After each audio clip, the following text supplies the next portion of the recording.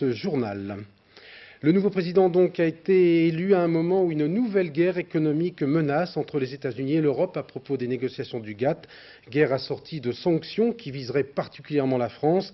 Avant d'entendre les explications du chef de la diplomatie française et d'un proche conseiller de Bill Clinton, nous devions voir ce dossier, mais nous sommes un petit peu bousculés par le temps. Donc nous allons aller tout de suite à ce débat. Je voudrais, pour lancer ce débat, en quelque sorte, Monsieur Dumas, demander ce que vous pensez de l'évolution de ce dossier du GATT. Est-ce qu'il y a une chance sérieuse que cela se débloque avant la prise de pouvoir de Bill Clinton le 20 janvier. Oui, la passation de pouvoir durera 2 mois et demi. Cette négociation dure depuis 6 ans. Elle s'est accélérée au cours des dernières semaines.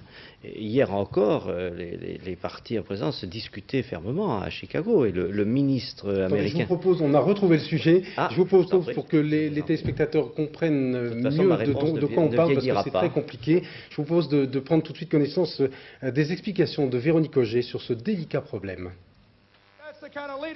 Bill Clinton va-t-il démarrer sa vie de président des États-Unis par une guerre commerciale avec l'Europe? Bush lui laisse peu de choix. Il a allumé lui-même la mèche ce matin, alors qu'en Amérique du Nord, tout le monde avait la tête ailleurs. C'est ici, à Genève, au siège du GATT, que les États-Unis ont demandé l'autorisation d'engager des mesures de rétorsion contre cette communauté européenne qui, selon eux, ne négocie pas assez. Les Américains veulent refouler 5 milliards de francs de marchandises, surtout françaises, hors de leurs frontières.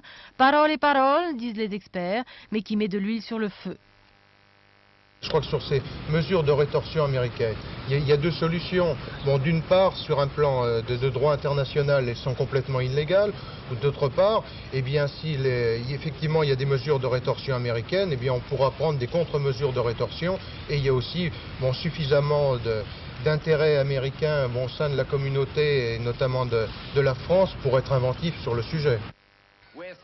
Hier soir à Chicago, aujourd'hui à Genève, l'administration Bush et la communauté européenne se sont donc quittés fâchés. Bill Clinton va-t-il reprendre le flambeau ou bien va-t-il enterrer la hache de guerre? Je vous pose la question.